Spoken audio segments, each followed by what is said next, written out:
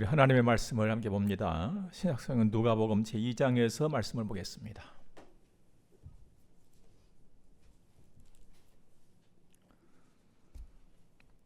1절에서 7절까지 말씀합니다.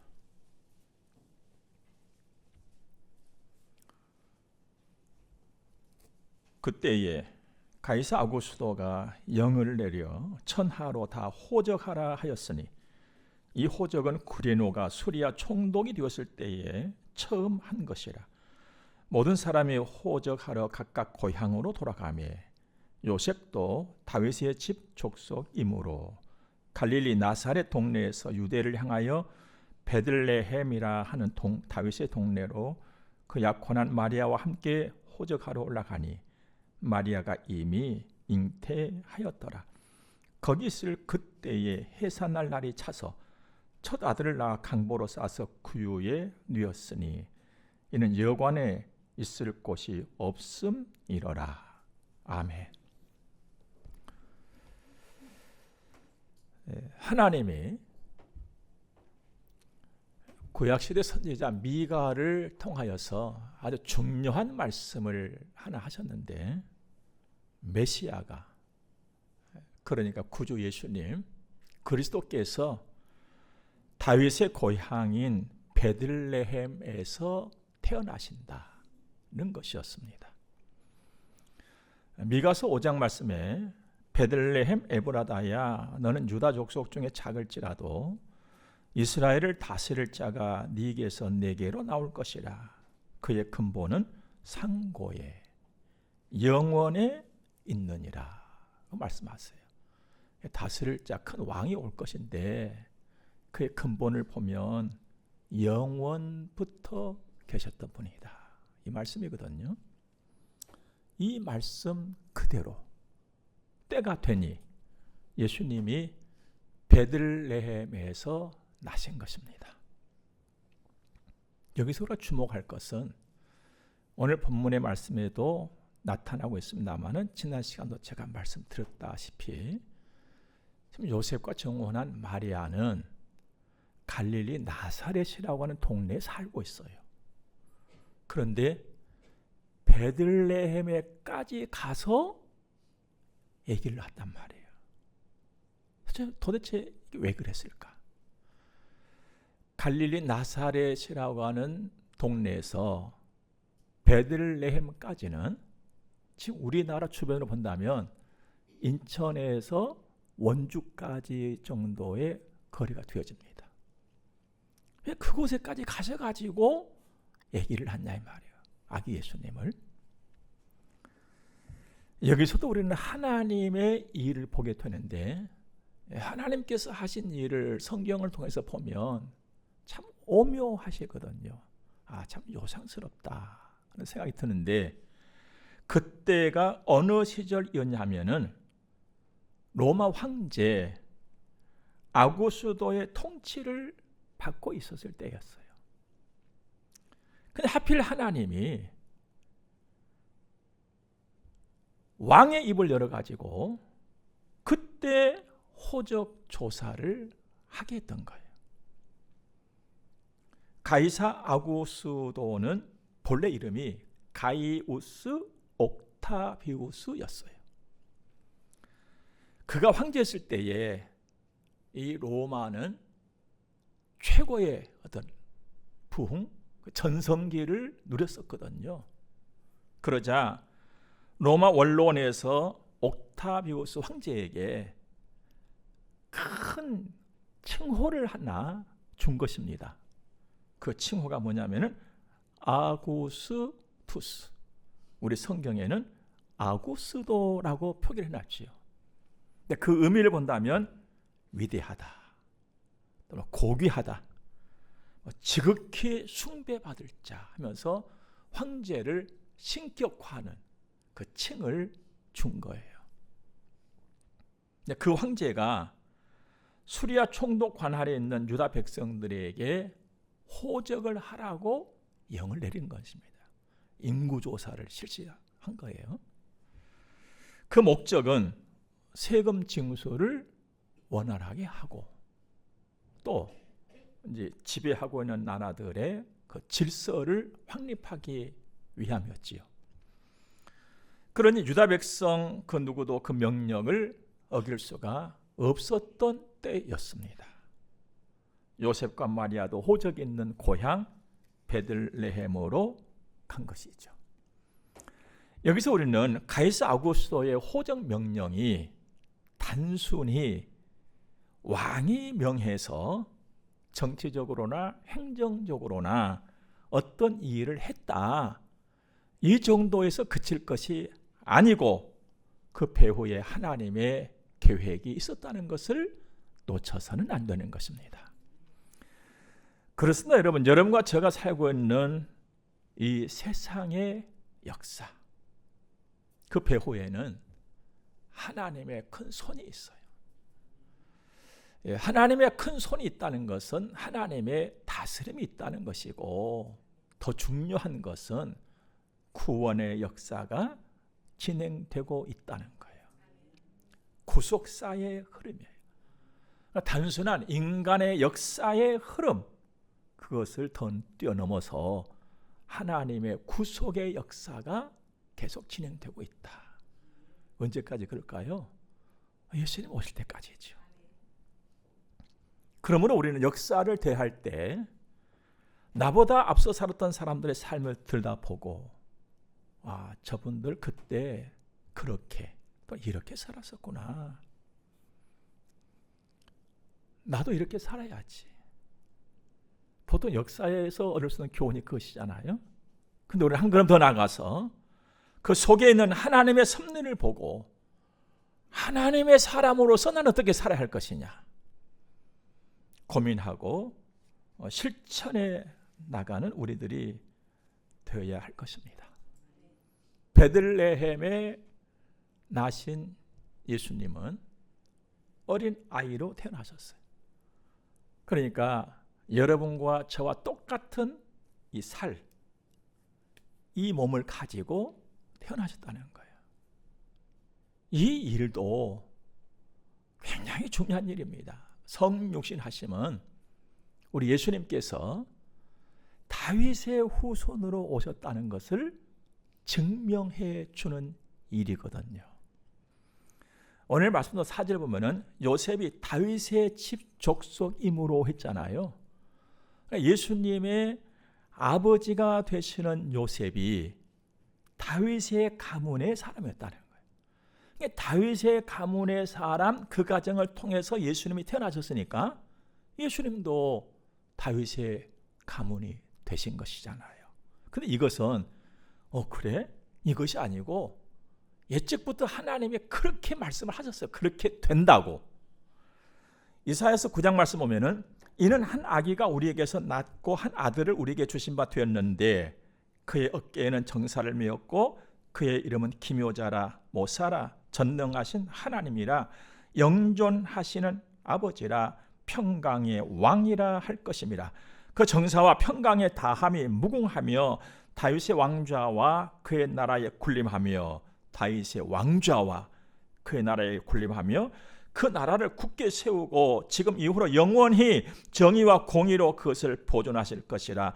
만군의 여호와의 열심히 하나님이 이를 이루시리라 하셨거든요. 그래서 예수님이 이제 다윗의 마을 베들레헴에 다윗의 후손으로 태어나셨어요. 이걸 로마서 1장에서는 확실히 증거를 해줍니다. 그의 아들에 관하여. 그의 아들은 하나님의 아들이잖아요. 여러분, 가브리엘이 마리아에게 와서 성령으로 잉태될 것임을 말씀하셨을 적에 태어난 그 예수가 하나님의 아들이라 일컬음을 받을 것이라고 말씀해 줬잖아요. 지난주에 살핀 대로. 그러니까 그의 아들에 관하여 그 아들은 바로 예수님이에요.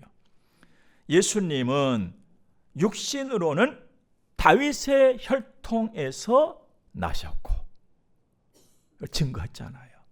그러므로 예수께서 오심은 하나님의 세밀하신 계획 속에서 진행이 되었고 완성이 되셨다.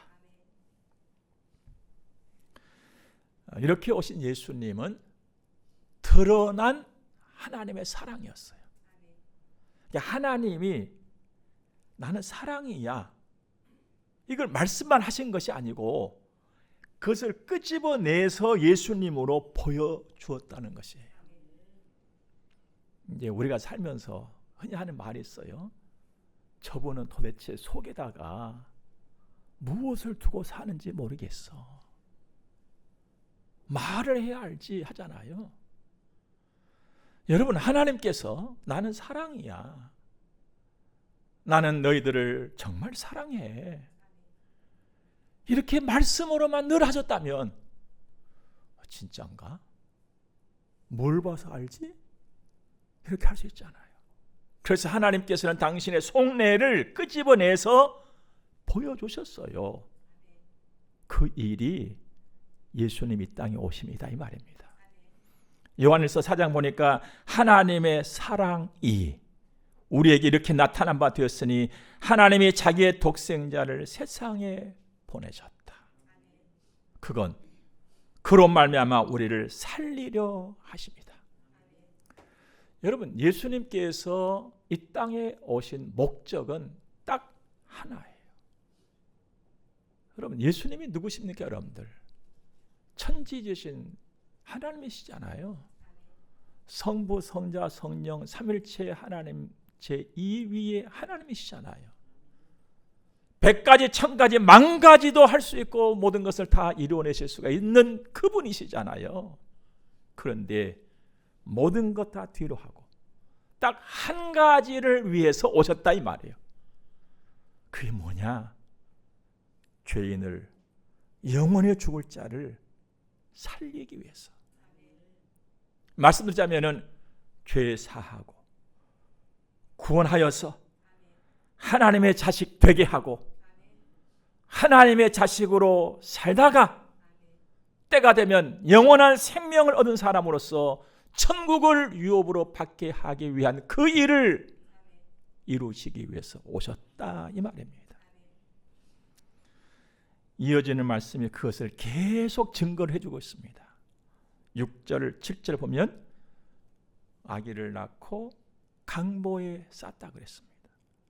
그 다음에 구유에다가 이어놨어요. 그리고 구유는 짐승 밥그릇이거든요. 그러니까 마리아가 예수님을 낳아가지고 어디 방 아랫목이나 윗목도 아니고 짐승 밥그릇에다가 담았다, 이 말이에요. 예수님을. 도대체 왜 그랬을까? 여관에 있을 곳이 없었다. 이야, 세상에 여관에 있을 곳이 없어가지고 짐승이 먹고 자고 하는 곳에 짐승 밥그릇에다가 예수님을 담아놓았다? 이게 도대체 어찌된 일이냐? 천지주신 하나님께서 하시는 일이 왜 이렇게 비덥지 않냐, 이 말이에요. 도대체 뭐요, 아버지 이거? 네? 아니, 여관이 없었다고요? 물론 뭐 그 시절에 여관이 얼마나 몇 개나 됐겠습니까? 딱합니다만 어쩔 수 없는 일이었네, 목사님 하고 쉽게 넘어가기는 너무나도 아쉬워, 아파. 이게 도대체 뭐야? 여관이 없었다고요? 아니요, 정머리 없는 세상의 모습이에요. 정머리 없는 인생들, 사람들의 모습이에요. 그리고요, 아버지 된 요셉도 형편 넉넉하지 못했단 말이에요. 가난해서. 여러분, 돈 좀 있고 있었다면 자기 아내 애 가져가지고 배이만큼 나와서 이제 곧 애기 날 딸이 다 오는데 돈 있고 힘 있었다면 뭘 준비를 못했겠어요, 여러분들. 그리고 말입니다, 강보라고 하는 것은 어디서 온 말이냐 하면 찢다, 뭐 종이를 찢다, 뭐 옷을 찢다, 여기서 온 말이에요. 그 어근이. 그러면 강보에 쌌다는 것은 신생아 포대기도 제대로 준비를 못했다는 말이에요. 그러니까 얘기를 낳고 그냥 싸기는 싸겠는데 뭐 옆에 있는 뭐 천이든지 옷이든지 그냥 적당히 찢어가지고 얘기를 쌌단 말이에요. 도대체 왜 그랬을까? 여러분, 하나님께서 하신 일이 이렇게도 어설퍼 보인단 말이에요. 하나님, 도대체 왜 그렇게 예수님이 태어나셔야만 했습니까? 구주신데, 메시아. 사람들이 생각하고는 다르게 오셨어요. 초라하게, 작게 이 땅에 오신 예수 그리스도. 여러분, 이 일에도요 엄청나게 선한 비밀이 있어요. 한 번 더 말씀드립니다만 예수님은 죄인을 구원하기 위해서 오셨어요. 좀 다르게 표현해보면 죄인을 섬겨주려고 오셨어요. 그리고 자식 삼고 친구 삼기 위해서 오셨거든요. 그런데 만일 예수님께서 호화찬란하게 백마를 타고 나타나셨더라면 정말 사람들은 와 하면서 환호했을 것입니다. 나와 봐라. 야, 대단하다. 하지만 나는 가까이 하지 못했을 거예요. 작고 허물지고 죄인된 나는 나를 알기 때문에 저분이 죄인을 구원해서 친구 삼으신다고? 아니야. 어떻게 저분이 죄인의 친구가 될 수 있어? 저렇게 고귀한 모습으로 오신 저분인데 나를 섬겨준다고? 이건 말도 안 돼. 나는 가까이 하지 못했을 거예요. 너무 다르기 때문에. 그리고 감히 예수님 못 부를 거예요. 휘황찬란하게 신하들을 거느리시고 백마 타고 오셨다면 말입니다. 그런데 예수님은 그 크신 분이, 예수님 그 크신 분이 너무나도 작은 모습으로 비천하게 오셨던 것은 내 가까이 와주신 거예요. 내 가까이. 그래서 마태복음 20장에 인자가 온 것은 섬김을 받으려 함이 아니라 도리어 섬기려 하고 자기 목숨을 많은 사람의 대속물로 주려 함이니라는 이 말씀이 이 작은 가슴을 파고 들어온단 말이에요. 맞아. 진짜야.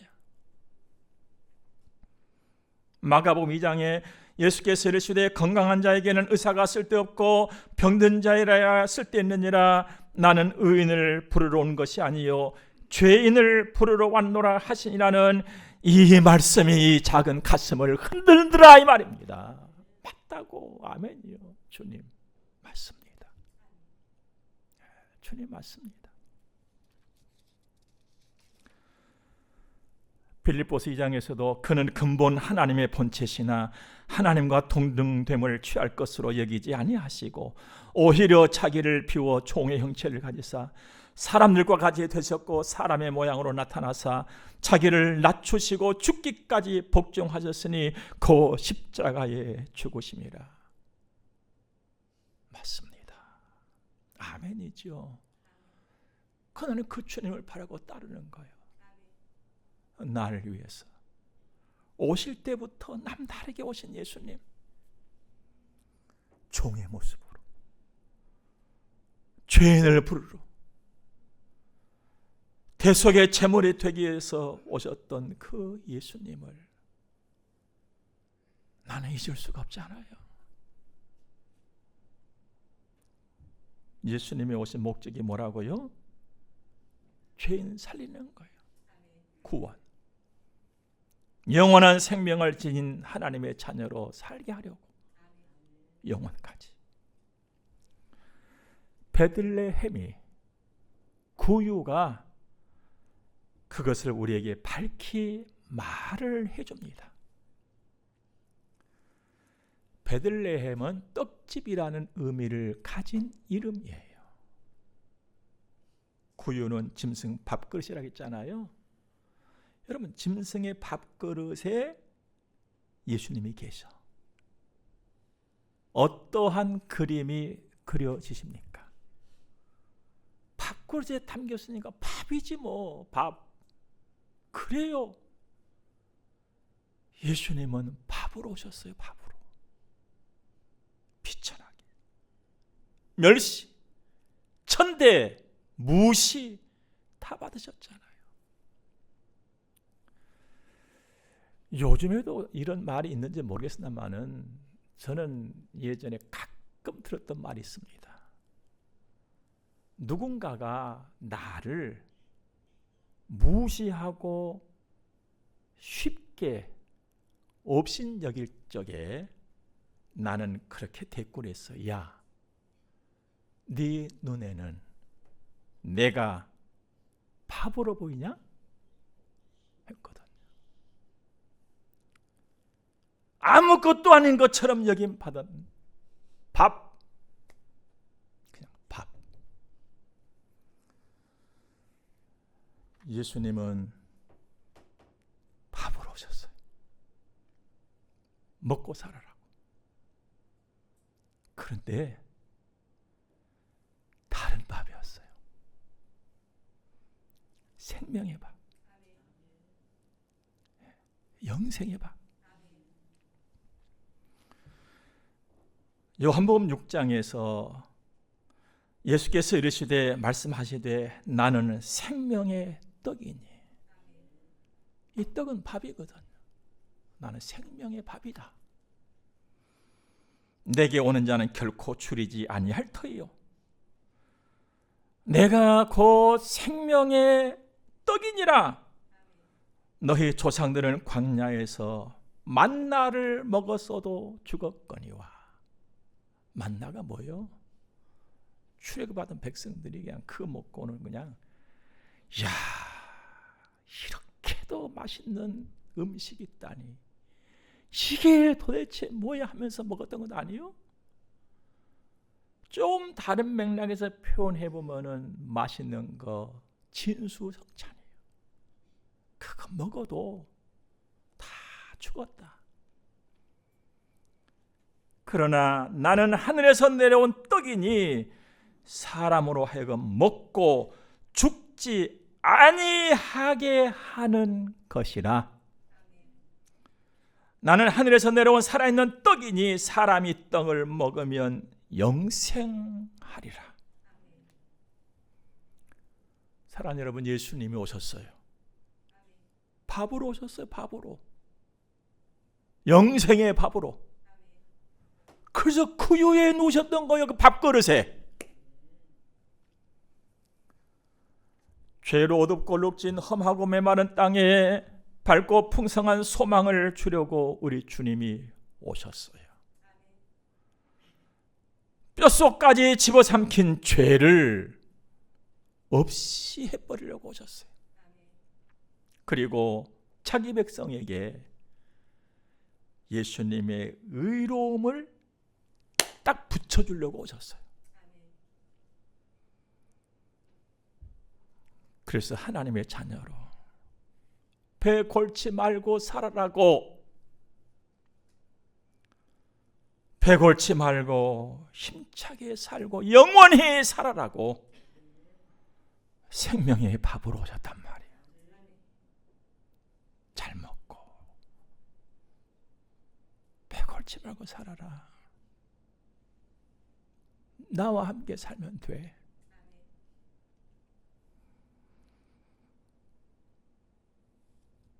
여러분, 이 밥을 나만 먹어서는 안 되겠잖아요. 나눠 먹어야지. 여러분, 생명의 밥 나눠 먹어야지 않겠어요? 예수 전하자 이 말이에요. 예수 자랑하자 이 말이에요.